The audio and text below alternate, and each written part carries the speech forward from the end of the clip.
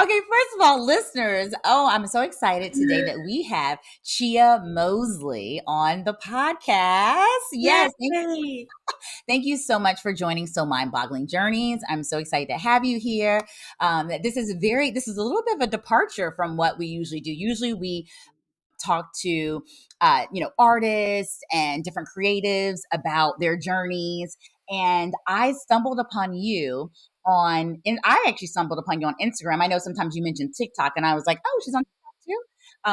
But I stumbled upon you on Instagram and your story. I don't know how, because I was like, well, now I know that we do have one mutual friend in common. But I was like, oh, how did this pop up in my feed? And I literally think that it was divine intervention and timing, because I have so many friends that are new moms or moms, or moms to be, or women who want to be moms, and everyone is kind of, maybe not everybody, let me not say everybody, but a good majority of them are kind of going through their own difficulty, or they did before they had their children. And I wanted to talk to you because I loved how you spoke about you conceived naturally. Yeah. And I thought that was amazing. At 47, you conceived naturally at 47. And a lot of women that I know, they are having to do other methods. And even though that's normally, I think that's more the majority of the case, Mm-hmm. on the podcast, I want to, highlight those stories too. But on the podcast, we believe in dreams, magic, and miracles here. Yes. Story I felt was such a story of dream, magic, and miracles, and I wanted to hear it. I felt like we needed it. We needed that. Like, I know you said that a lot of women reach out to you and say that you've been like a source of hope for them. Mm-hmm. I would love for you to share with us your story on the podcast. So thank you again for being here. And yeah, can you go right into it? Just go right into how you ended up bringing little Naomi Earthside. Yeah. It's such a interesting journey, and you nailed it correctly. This is a story of hope, and I like that because I get a lot of women asking me, "Oh, did I do IVF or what vitamins or what nutrition and la la la?" And I was like, I was not planning to have a baby. I was willing to have a baby. Having a baby was something that me and Lauren is her father's name. So it's like Lauren with a D at the end. We talked about it. It wasn't something that we gave no consideration to. We did give consideration to it, but we decided together that we were willing to have a baby if it happened, but we weren't going to go out of our way to make a baby come. Like that was a causative decision. And it was like in passing almost, like, you know what? Like maybe we were talking about someone else. I can't remember, but we decided on the spot, which is how a lot of miracles can maybe happen. It's not a lot of like think and figure. It's a very instant agreement. I was just like, I don't want to do IVF or anything like that. And he was like, yeah, no, me neither. And I was like, okay, good. And I think we went off to like cooking dinner. Oh my gosh. It wasn't like a whole lot of talk and discussion. But let me rewind because our conversation about having a baby was in bits and pieces over time. So here's the real talk. We were using protection, okay? And then all of a sudden, I noticed he was no longer reaching for the protection, and I was okay with that. But I was like, we need to have a conversation about what this could lead to. So I was like, honey, when you're doing what we're doing, you know that this could produce a baby, right? And I was Yeah. like, do you want to have a baby? And it was a pause, right?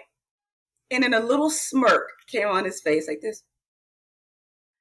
And he goes, yeah, I would be okay with that. And I'm like, okay, good.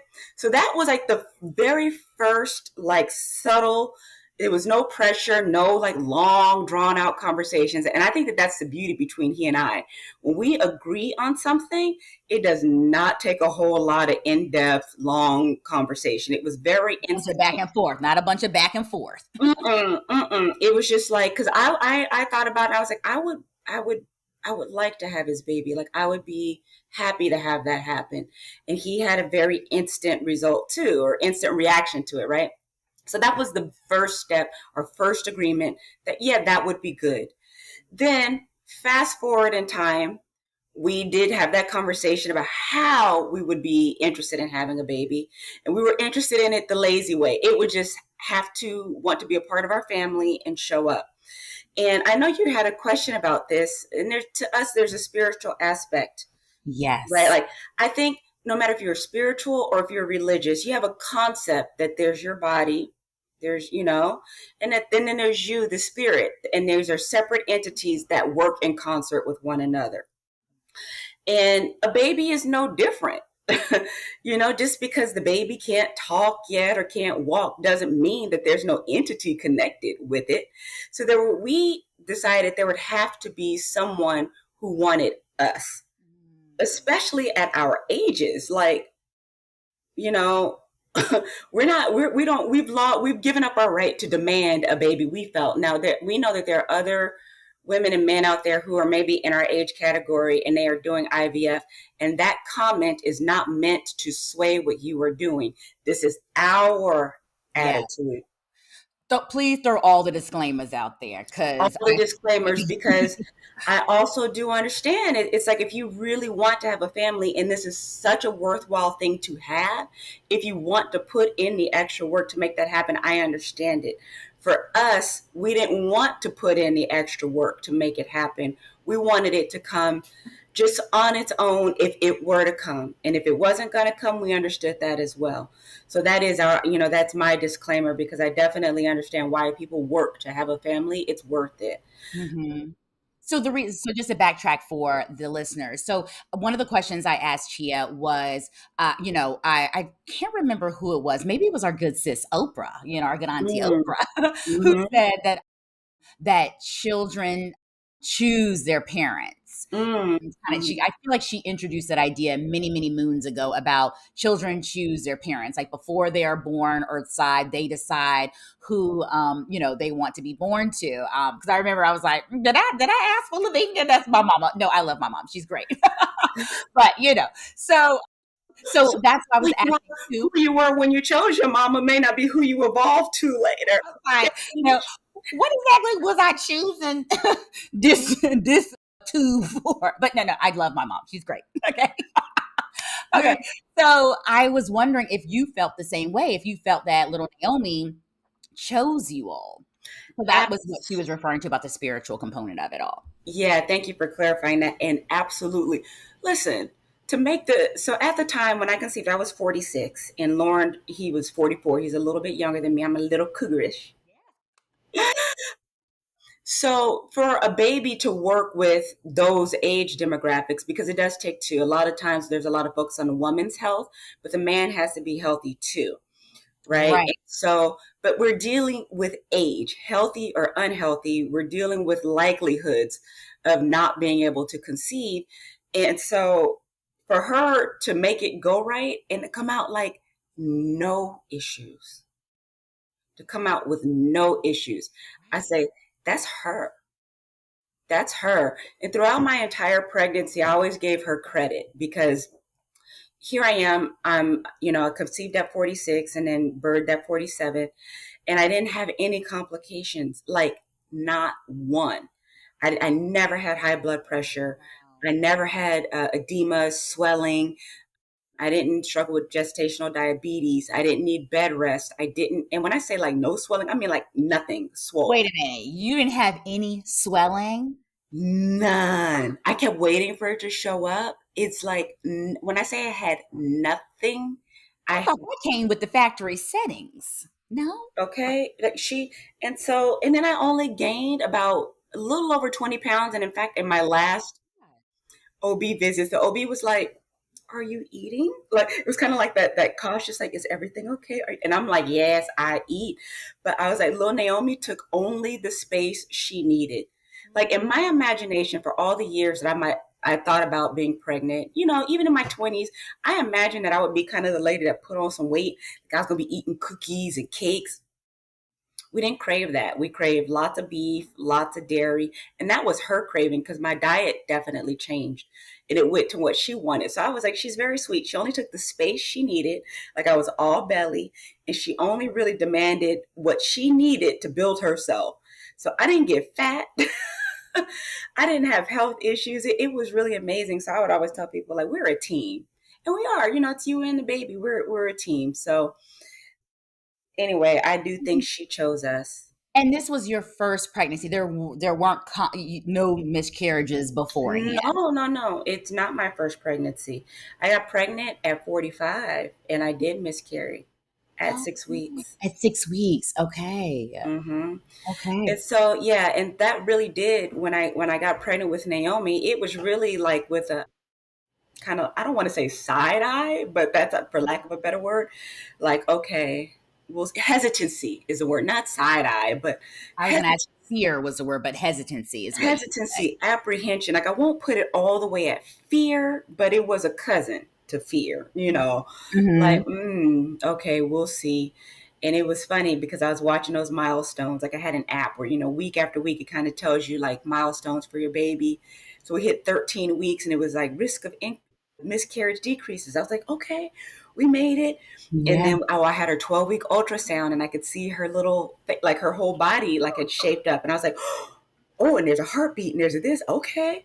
Okay. And then I had what's called an anatomy scan where they look to see if she has any abnormalities that would indicate like Down syndrome or anything. Oh, we passed that. And then there was this blood test where they test for like 9,000 different things. And I was like, oh, she came out low risk for, I mean, we just passed milestone after milestone after milestone. And I was like, oh, we're actually doing this? And then when I got to the week where the app said she could survive if born, I can't remember if that's 23 weeks or 28 weeks. I want to say it was 23 weeks, where she could survive if born prematurely. And I was like, hot damn, baby, we made it. You made it. Yeah. It brings tears to my eyes. Oh my gosh. I know.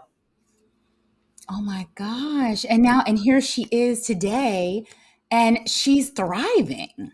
Girl, just chunky as she want to be. Look, Look at oh, me. Oh it's that little reflex when I sit her up, her little arms shoot up. But there she is. my She gosh. drunk now. She just had some milk. She just Yes. had milk. Wait, Mm. so how old is she? Because she still looks fresh. She's 6.5 weeks. 6 and a She'll be half. 7 weeks on Thursday. And Yes.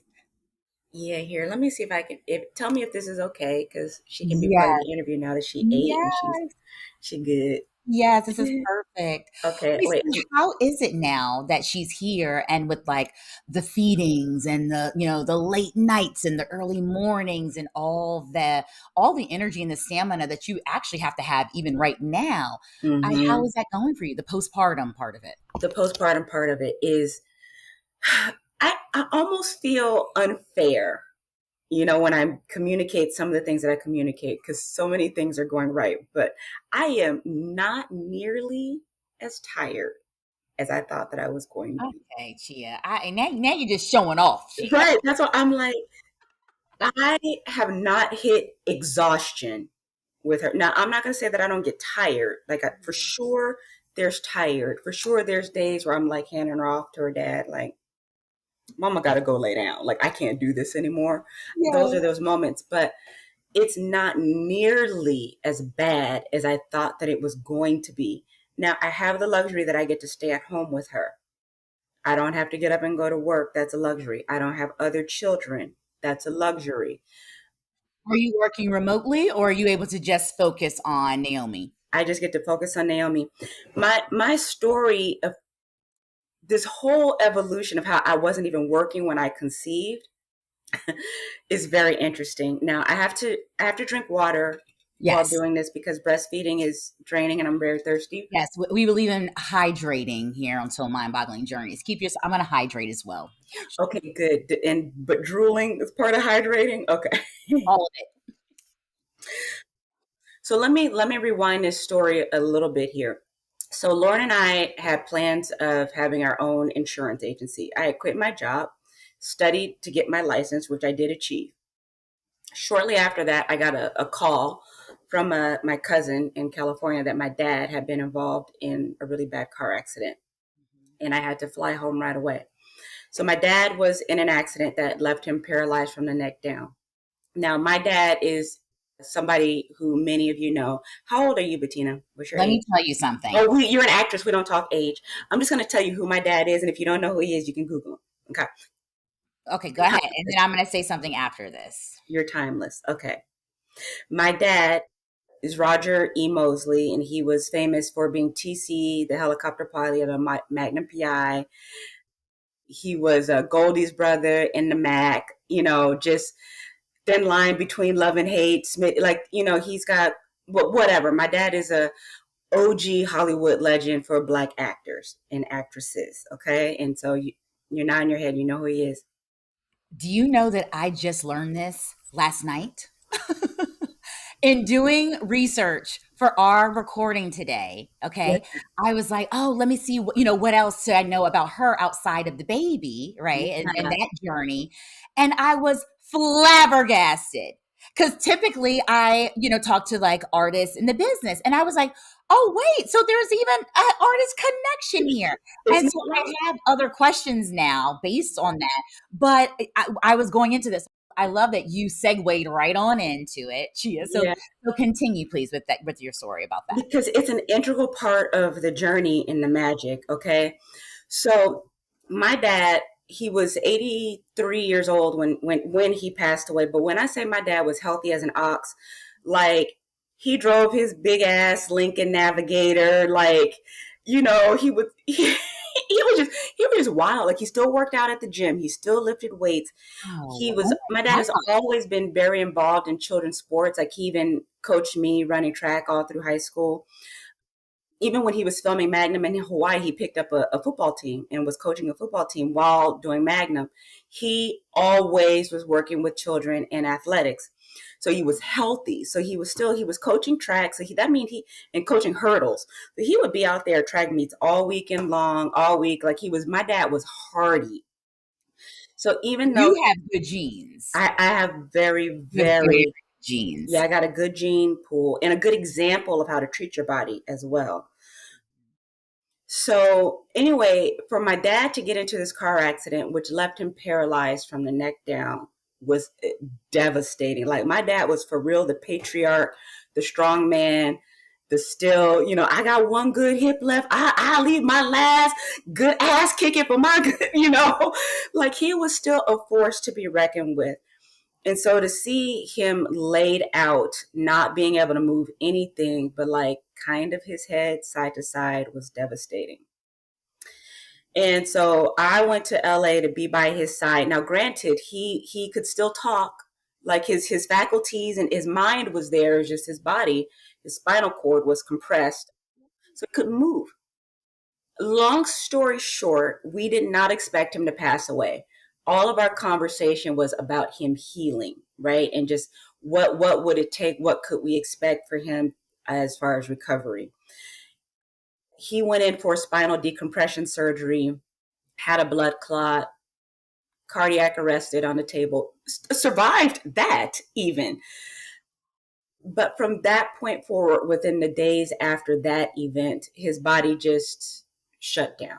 I'm just going to fast forward on the drama of all of that. And in fact, it was this time last year that I was in a hospital with him because he passed August 7th. It's So a year ago. I saw that. Yes. yeah, we're in the year anniversary, and he passed away. Now, fortunately, I wasn't working. So I had all of my attention to give to him in his final days. And it was the most, my dad and I, we had a tough relationship at times. He's very opinionated and very hard. Like he named me. Everybody thinks that my mom named me. But my dad named me. My name means the beginning and the dawn, and he named me, and I was just going to be perfect, and I was going to be this, and I was going to be that, and of course I wasn't perfect, and of course I didn't do everything that he thought that I should do, and we would have our ups and downs, and he was probably outside of myself my toughest critic and also my biggest supporter, right? But in this time of him being in the hospital, it was like I was his person. There was a respect level that my dad got for me. He just saw me in a new light of how I advocated for him because his hospital care wasn't the best the whole way through, which was devastating.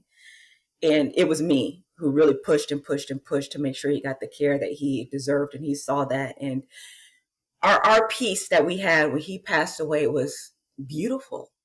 It was just like I couldn't have asked for anything else. And his last words to me and to anybody before he got wheeled into surgery was, "You did good, kid."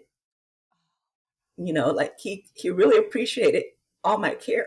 So this is a story I don't tell.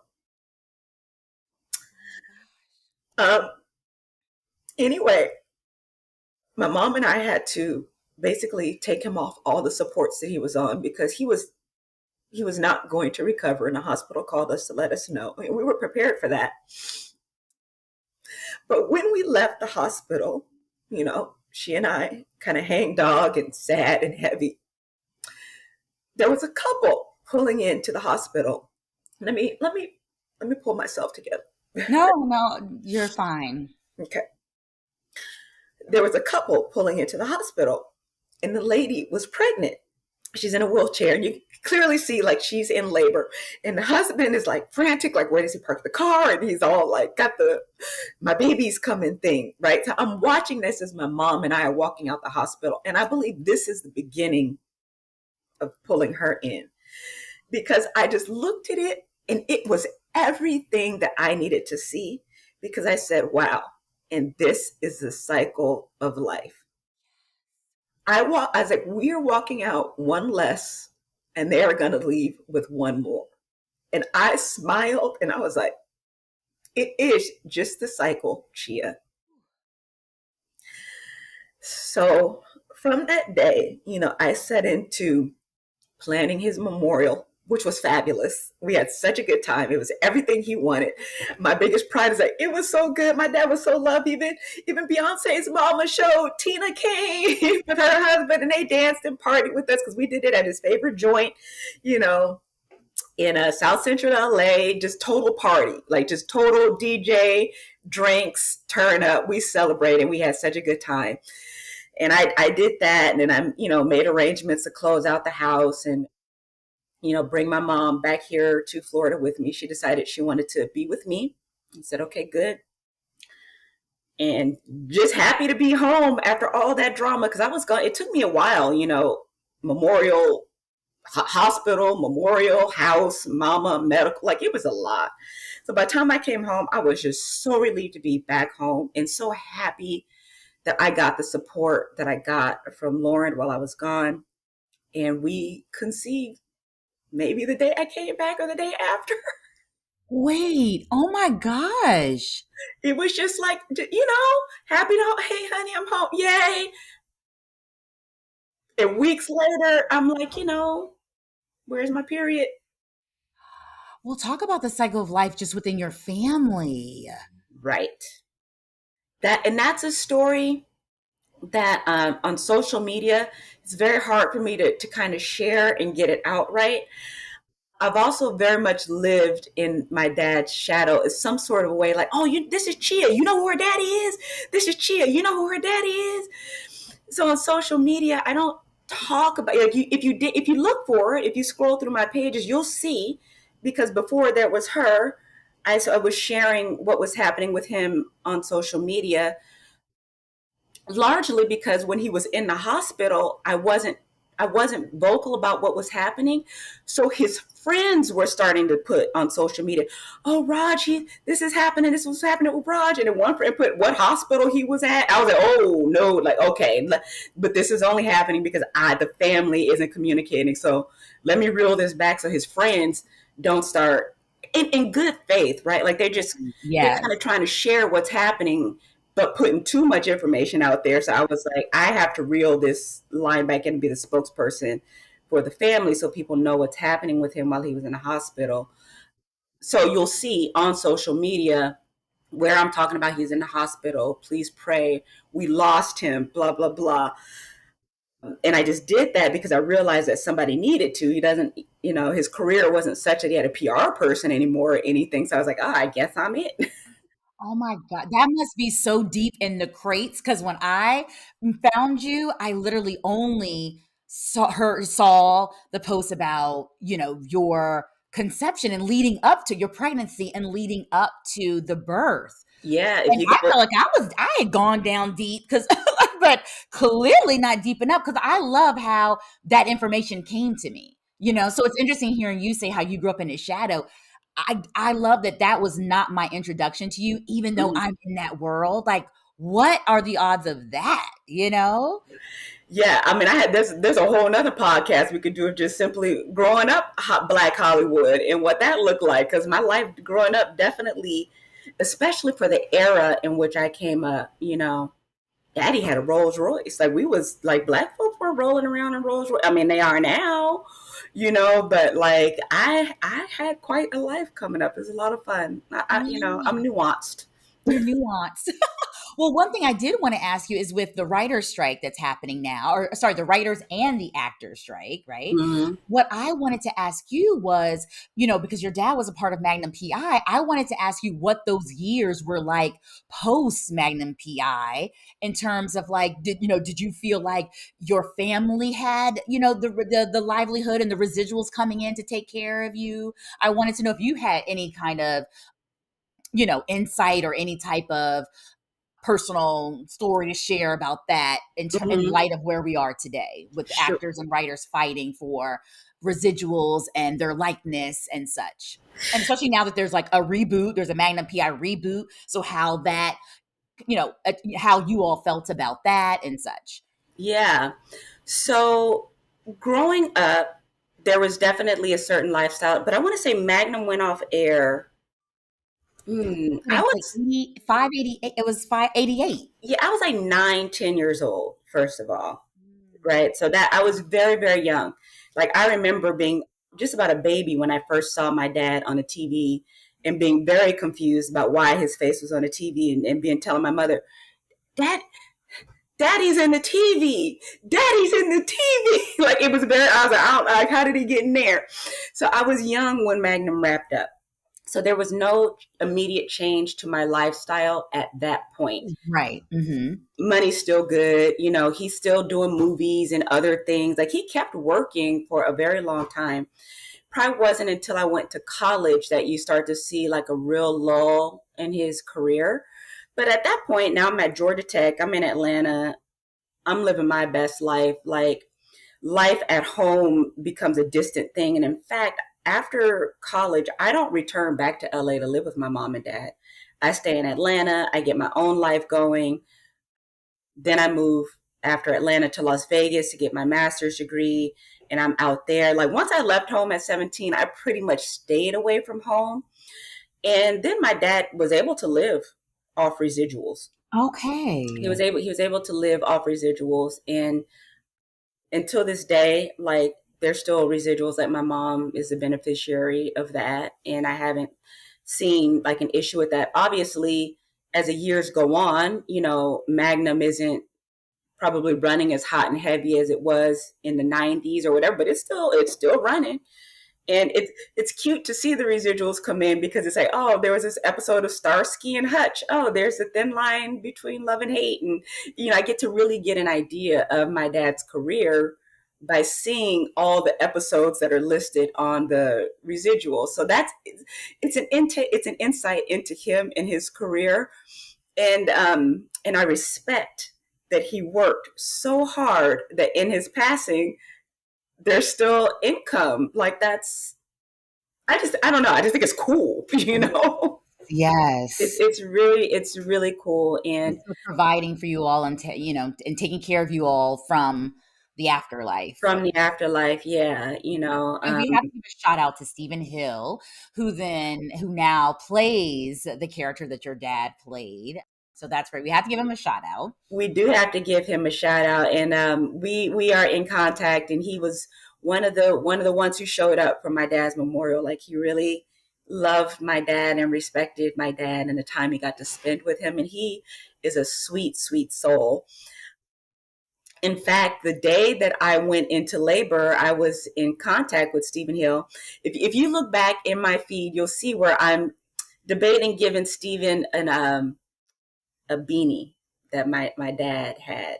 Right, it's been laying on my dresser, and I've been Me trying to too. figure out what to do with it. I believe he wore it in the Mac. It's a piece of history, but I also know him from just wearing it as my dad. And I decided that I want to give it to Stephen. And that day that we made that decision, I went into labor. So I haven't mailed it to him yet, but I need to. And Stephen knows, like, he's like, take your time, whatever. I even put it to social media, like, should I give it to Stephen Hill? And people were like, no, save it for your granddaughter or keep it as a keepsake. And I'm going to tell you something. When you are as accomplished as my father, there is so many keepsakes. Like when I Opinion. was cleaning out the house, I was like, Dad, this is too many trophies. Oh wow, yes. So many trophies, so many acknowledgments. I mean, from the not even just in acting, but community involvement. Like my dad was really a humanitarian. So when people are like giving me grief over this one beanie, I'm like, Lord have mercy, child. You have not, I got enough keepsakes. And I was like, I think Stephen will do a great job keeping it alive. And I was like, let's see it on camera again. So I'm gonna be mailing that off to him now that I've put it here on video. That is beautiful. So let me ask you, so what are you hoping to take from your dad and then impart to Naomi? Like, how do you want Naomi to know about, what do you want her to know about her grandfather and hopefully take from him and his legacy? I think the biggest things that I want Naomi to take from his legacies are the things that I took from his legacy. And this is a very big deal for me. And I'm going to say, and I said this at his memorial service, the biggest thing, there's two things that my dad gave me that are the most important ever. The one thing that he gave me is don't do drugs. This was very much an anti-drug, anti-cigarette upbringing. And he made very, very sure that I was disinterested in drugs. And we live in a very drug-friendly culture right now. And I don't do drugs. I don't smoke weed. I don't chew gummies. I don't smoke cigarettes. I don't whatever, like I work very hard to stay away from these things. And I think that that plays a role in my health in this age. The choices that we make coming up along the line can make a big deal when you're older. So that was one thing that I really appreciate about him is that, to really be healthy and to take care of myself. So that's from my dad. He raised me that way and I maintain that outlook and I intend to impart that to her to really keep her mind and her body healthy. The second thing about my dad was he was the one that taught me how to be a winner. When he was my track coach, he was training me to be a champion. It was never like, oh, let's get the fifth place trophy. He hated that. Kids that get trophies for participation. He was so not into be like having to placate everybody. He was very much into you work hard and you win. And I remember one day it was raining in California, which, it's not all that common, but I think it was like in an El Nino time. And I just got my hair done. So, my hair was like straight, laid, and I didn't have a perm. And it was raining and track practice was canceled. So I'm like, oh yeah, no practice. So he comes home and he's like, come on.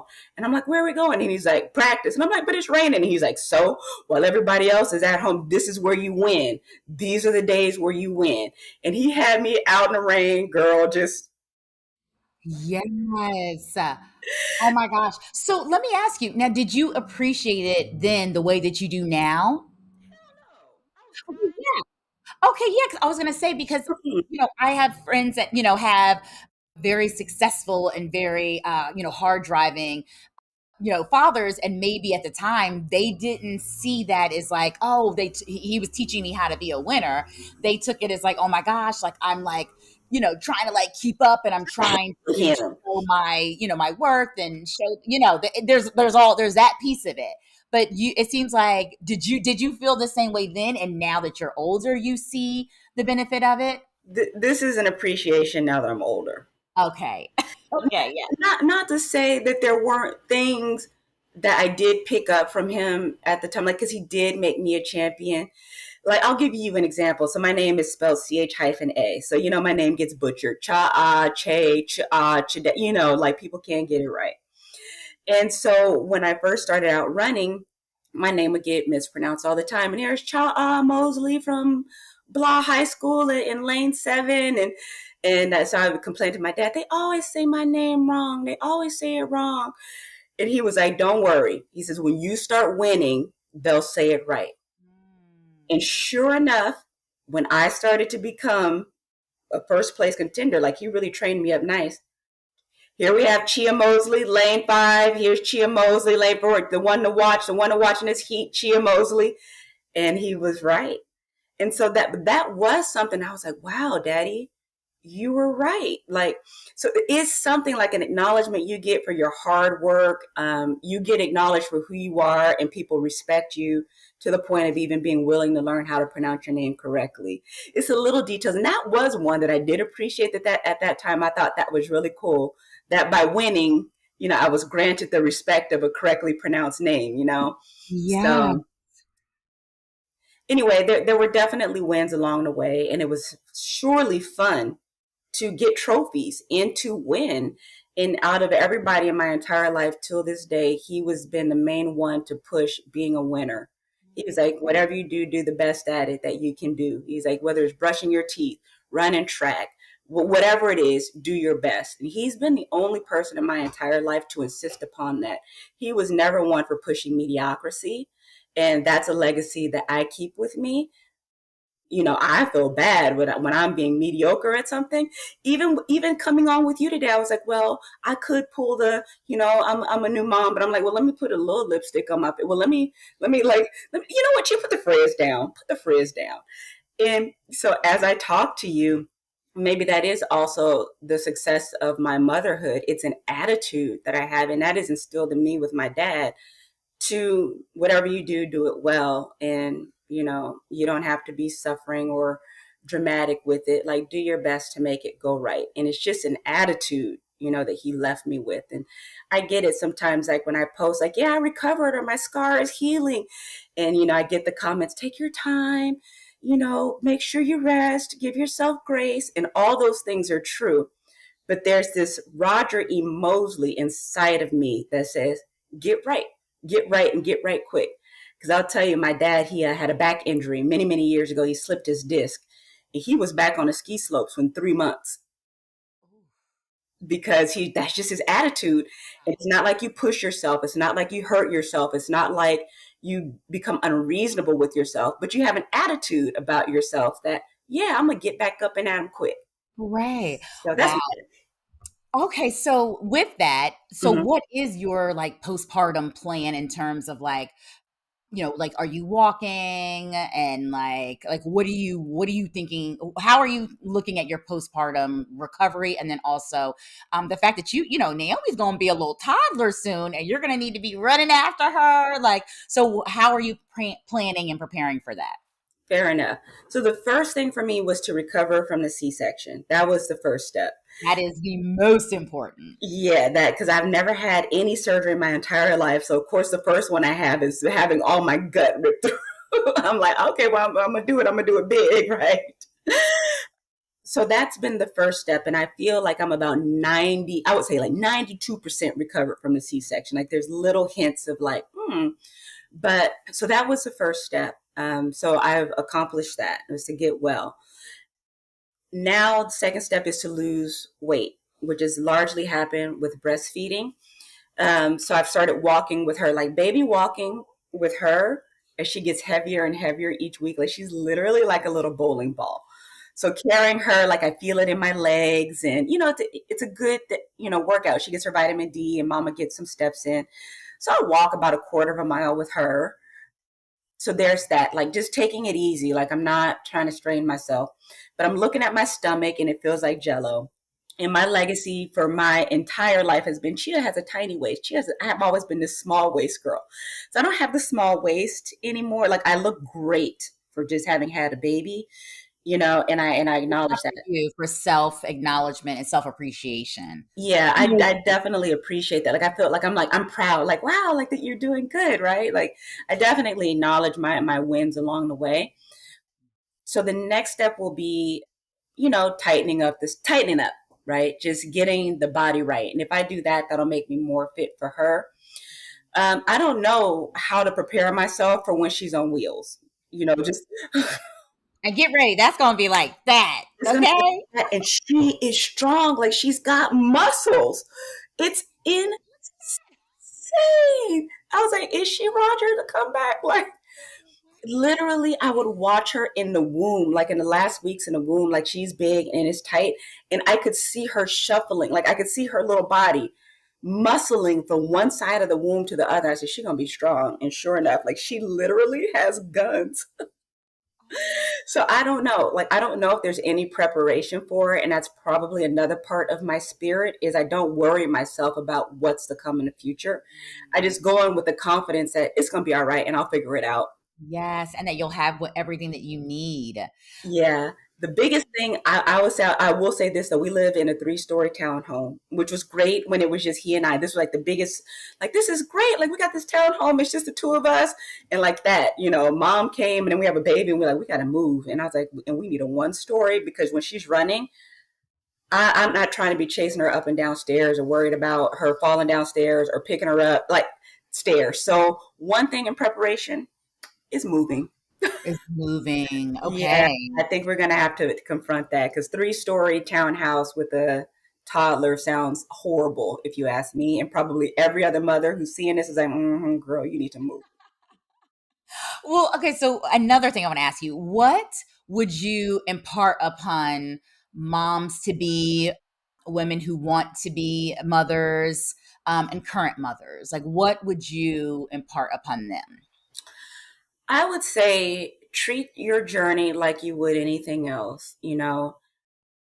Name what it is that you're looking for because I feel like that's something successful that we did. We named how we wanted to conceive. It's just like any other goal in life. Like, don't be afraid to be particular about what you want because what you think you can achieve is the first thing. Take good care of yourself, like make decisions for your body, thinking into the future. I cannot impress upon that enough. I do think, again, that we live in a society that pushes choices that are not good for the long term. They may be good short term choices, but, look at how your body may be doing in the long term. So take good care of yourself, exercise, take your supplements, be in really good communication with your partner about what he wants and what you want, and make sure that you're aligned in that. Because I think, again, that was a very key part of us being able to conceive is that we were in alignment with how we wanted to do it, and be willing to experience anything. It could be that your time for conception has passed. That very well could be like nature. There is a clock. There is a clock. And I hate to see maybe women are like maybe beating themselves up for not being able to get it done and trying so hard that it becomes no longer fun. I did talk to a friend of mine about that. She's in her 40s and she's been trying to conceive and she's just done everything possible to try to make a baby come. So much that sex with her partner is no longer enjoyable. It's like a task for the man, you know?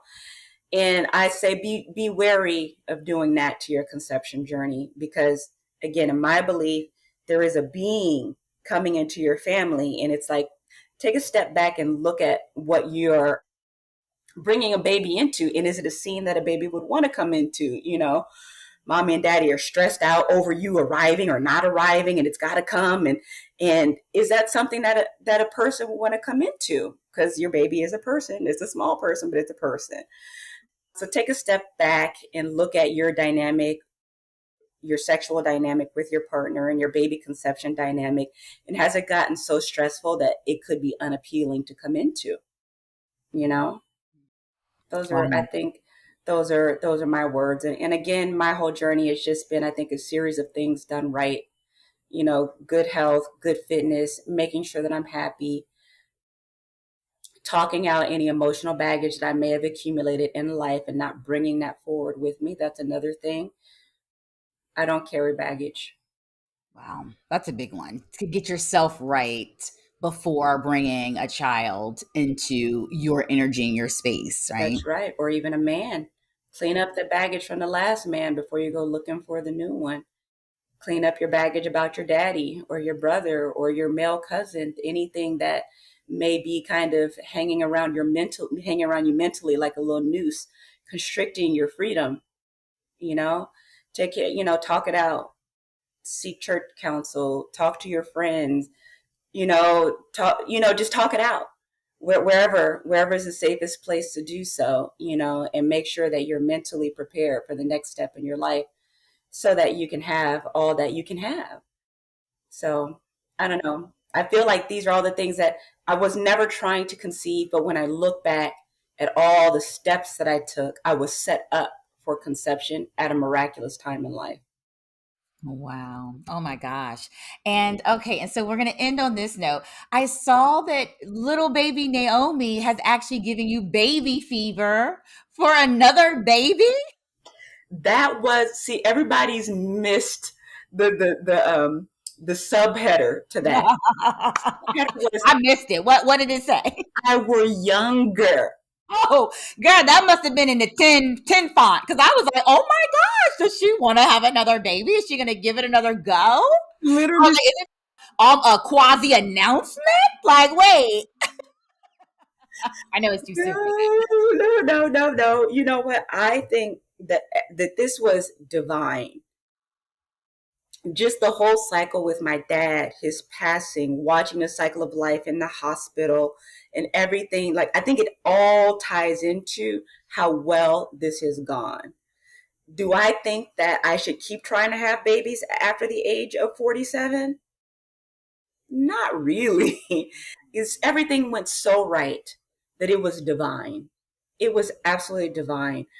And I feel like asking to do it again is a bit, I call it testing the hands of God. And I Yeah. feel like this Not was one and done. One and done. one and done, that she's healthy, I'm healthy, and it went as beautifully as it did. There are increased risk when you have babies older. Like, yes, it sucks to have to talk about it, but the doctors are not insane when they're warning us. It's not fun to listen to, but there is some statistical facts about having babies when you're older and what the outcome for your baby could be and what the outcome for you could be. And I escaped every last piece of it. So I like that. I like So that story. it's like get out and dash, girl. Run for it. I'm planning for it. I am. Yeah, Grab your baby and go. that's right. That's right. Claim my little Get out the line for the blessings. Okay, you got your blessing. Go. like a thank you. God has so many blessings. He is a plentiful God with God tons is. of. That's But right. yes, Yeah. So my next goal that I ask for God is just to have a good girl, who makes good choices in life and grows up to be a healthy, beautiful, smart, and loving young lady. Like, that's the next blessing. Because again, in this day and age, there's a lot of pitfalls out there, and I'm just hoping she navigates them well. So that's what I'm asking for God. and Yeah. with you as her mother, I mean, I think that she's got a great head start for sure. Oh, thank you. And she's got a good daddy too. Ooh, they got their own thing going on. Oh, And that's beautiful. Oh my yeah. gosh. Well, thank you so much, you and beautiful Naomi. Thank y'all so much for coming onto the podcast. This has been great. Yay. You're It's been famous, baby. You're famous, inspiring. girl. She's And like, I love it because Naomi started off like, wait a minute, hold up, hold up, hold up. she's like, I can't be bothered. Right. And then she's been like, okay, y'all go ahead. And she's been out the whole time now. Girl, Oh my this goodness. breast milk is the truth. Yes, that liquid She, gold. she got me thinking I should bottle it up and put it on the market. It's like, what is in it, baby? What is it? Exactly. Well, thank you again so much. This has been so lovely. And thank you for the inspiration. Thank you for sharing your story and, giving a lot of moms and moms to be hope. And I just can't thank you enough. So, Thank you so much for reaching out to me. This has definitely become my new mission, because when I started posting on social media, I didn't think that I was going to be a story of inspiration. I started posting because I was scared and afraid. And so, to push myself out of my worries and apprehensions about the pregnancy, I said, well, I'm just going to go the other way and I'm just going to talk about it.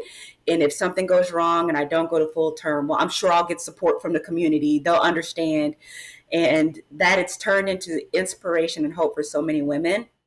I'm going to keep going because I'm like, oh yeah, honey, if I can get pregnant at 40, miscarry at 45, and then conceive again at 46 and have a healthy baby and a healthy pregnancy, well, people need to hear this good news because you don't hear about it from the medical profession. Like, this will be the last thing that I say to you about it. And that is, I liken pregnancy at this age to almost like being diagnosed with like a stage 4 cancer. You go to the doctor, you're like, well, has anybody survived it? Like, is there any successful story? Like, did anybody come out of this okay, or did they all die? Like, did anybody live? And that's a dramatic comparison, but it's almost like that. You just want to hear, did one lady, do you know of any lady who did it successfully? And you don't get these stories out the medical office, whether they know about them or not. They're not really sharing. So I realized, I was like, I have to tell my story that, hey, I did it. I conceived naturally, and I was healthy too, and I didn't have blood pressure, and my baby doesn't have any kind of chromosome issues or anything like that. We both, me, I survived. So here's your one, at least, that you can cling on to and know that it's possible. Wow. So mind boggling. It's so mind boggling, girl. I agree. Every day I look at her, I was like, wow, I can't believe it. Some days I'm still crying. I look at her like, I had a baby. I have a baby. I have a baby. Look, everybody, look at her. She's like, "We, mom, if you don't stop shaking me." I'm just excited about your baby. Yeah.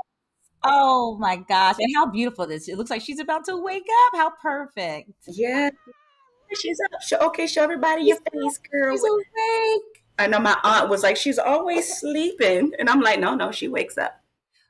Hi, Naomi. Thanks, Naomi. Ah! Hey, everybody.